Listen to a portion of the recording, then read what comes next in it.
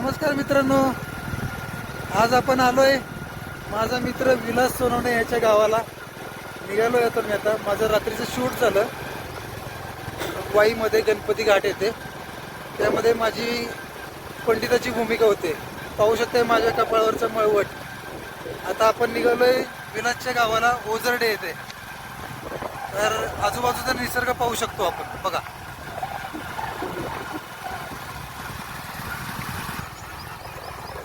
सोनेश्वर मंदिर म्हणून आहे. तर अशा ह्या ठिकाणी या सोनेश्वर मंदिराच्या गाभाऱ्याच्या आतमध्ये एक अशी समाधीचं एक ठिकाण आहे, ज्या ठिकाणी 5 ऋषीमुनी बसलेले होते समाधीसाठी. तर त्याचं आपण आता दर्शन घेऊया. डायरी जमू बॅक.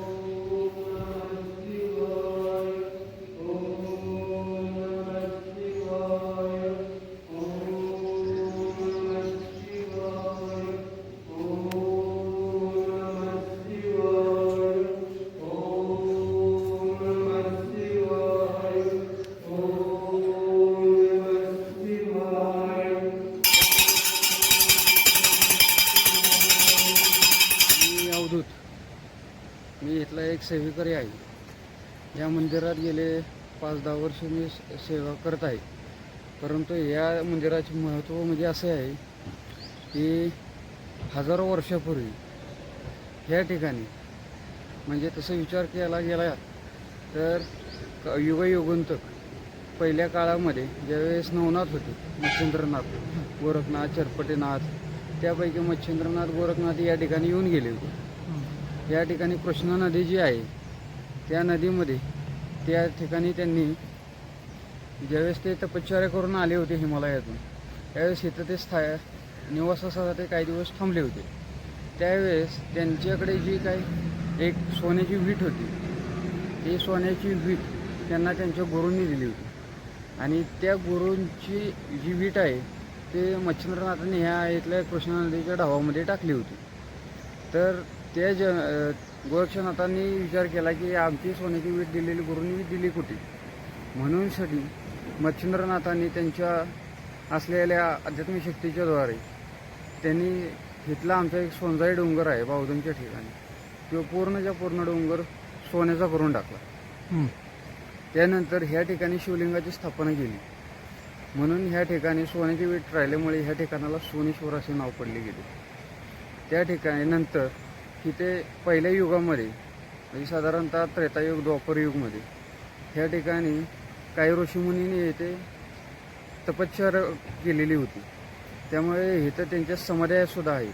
हां, मी येताना बघितलं ते. आता हां, त्याच्या समाध्या ज्या आहेत त्या ज्यावेळेस ह्या मंदिराची डागडुजी करायची वेळ आली, त्यावेळेस त्या समाध्या लोकांना पाहावयास मिळाले. म्हणजे त्यांची जे काही हे होते ते कळाले की बाबा इतर ऋषीमुनींनी तपश्चर्या आणि केलेली होती, जी समाधी इथे आहे.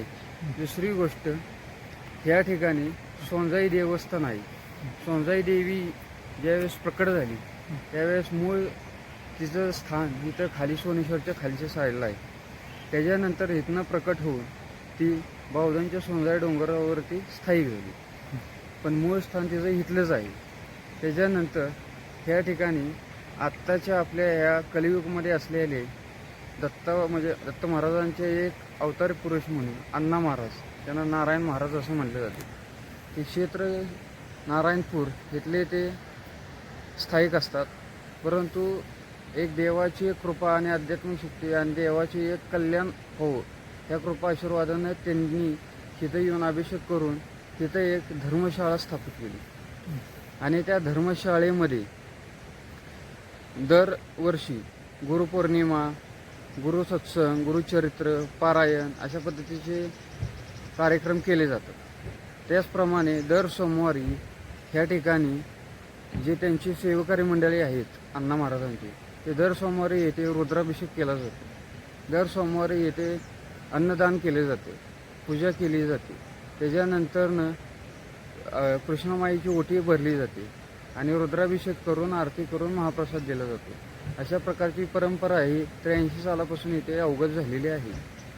त्याच्यानंतर बौद्धन गावचे जे बगाड आहे त्या इथल्या सोनेश्वर मंदिराच्या बाहेर एक नंदी आहे. त्या नंदीच्या गळ्यामध्ये एक बगाडे आहे. तर पूर्वीच्या काळापासून इथली लोकांची एक प्रथा आहे त्या गावची की ह्या गावाचा जो बगाडे असतो तो त्या शिडाला बगाड्याला टांगला जातो आणि इथून त्यांची गावाची यात्रा चालू होती. काळ भैरवनाथाचाच म्हणजे भगवान शिवांचाच तो एक अवतार आहे. पहिलं तो येथे त्यांची दर यात्रेला मार्च महिन्यामध्ये म्हणजे साधारणतः चैत्र महिन्यामध्ये मराठी वैशाखाच्या पहिल्या महिन्यामध्ये रंगपंचमी दिवशी त्या गावची यात्रा भरली जाते. त्यावेळेस त्यांची यात्रा केली जाते. त्याचं एक महात्म्य आप्पा माऊली महाराज हे एक म्हणजे अवतारी पुरुष होते. त्यांना सुद्धा इथे देवाचा साक्षात्कार झालेला आहे. आणि सगळ्यात महत्त्वाचं म्हणजे ह्या स्थानामध्ये सोनेश्वर स्थान हे असं आहे की या ठिकाणी तुम्हाला कोणत्याही मनामध्ये संकोच भावना, मनोवृत्ती, कोणतीही चिंता, कोणतेही मानसिक ताणतणाव, कौटुंबिक समस्या जरी असतील तरी तुम्ही इथे थोडी येऊन सेवा केली, देवाचं नामस्मरण केलं तरी तुम्ही त्यातून मुक्त होऊ शकता. असे हे पवित्र स्थान आहे. आणि या पवित्र स्थानाचा चांगल्या पद्धतीने लोकांनी एक विचार करावा, लोकांनी त्यांची चांगली भावना निर्माण व्हावी, लोकांच्या मनामध्ये एक एकोप्याची भावना व्हावी. आणि महत्त्वाचं म्हणजे लोकांच्या विषयी लोकांनी जनजागृती करून एक माणुसकी नावाचं एक नातं असतं, एकोप्याची भावना असते, ती जोपासून ह्या लोकांचं, ह्या जनतेचं आणि ह्या सृष्टीचं कल्याण करावं हीच त्यांची इच्छा आहे. म्हणून या ठिकाणी सोनेश्वर महाराजांची एवढीच इच्छा आहे की लोकांनी येऊन चांगल्या पद्धतीने राहावं आणि सृष्टीचं कल्याण करावं. म्हणून तर स्वामी समर्थ म्हणतात की जगा, जगवा आणि जगू दे. हे 3 कानमंत्र लोकांपर्यंत पोचले तर जगामध्ये असं कोणते ठिकाण नाही की तिथं देव नाही. देव प्रत्येक ठिकाणी आहे, माणसात आहे, चराचरात आहे, सूक्ष्मजीवात आहे. परंतु त्याचा जर झालेला जो काही त्रास म्हणजे काय आत्ताच्या कलियुगामध्ये जे काही बाहेर चालले जाते म्हणजे राजकारण म्हणा, भ्रष्टाचार म्हणा, जे काही चाललं जाते त्यातून आज सामान्य जनतेला, गरिबाला 4 घास अन्नाचे, सुखाचे राहता यावे ह्यासाठी या लोकांनी केलेले हे सगळे देवाने सृष्टी ज्यावेळेस निर्माण केली गेली त्यावेळेस त्यानं माणूस तयार केला. पण माणसानं वैयक्तिक त्याच्या विचारातून ही नवीन सृष्टी तयार केली. त्याच्यामुळं देवाने तयार केलेल्या माणसाला ह्या कशा पद्धतीने तयार केला गेला हे लोकांनाच माहिती.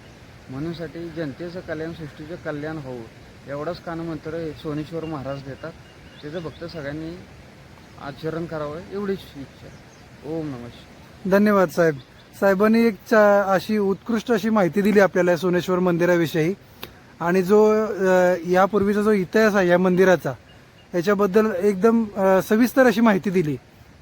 ती प्रत्येकाने आचरणात काय गोष्टी कशा आणाव्यात आणि कसं इथून पुढे आचरण करावं, ह्या कलियुगात कसं राहावं, कशा प्रकारे देवाची सेवा करावी, मानव सेवा करावी या संदर्भात अतिशय उत्कृष्टपणे मार्गदर्शन केलेलं आहे. त्याबद्दल मी साहेबांचं धन्यवाद मानतो. तर मित्रांनो, ह्या अवधूत दादांनी सोनेश्वर मंदिराबद्दल जो काही प्राचीन काळचा इतिहास सांगितला तो आपल्याला कसा वाटला याबद्दल नक्की कमेंट करा. आणि आपल्या चॅनेलला लाईक, शेअर आणि सबस्क्राईब करायला विसरू नका. धन्यवाद.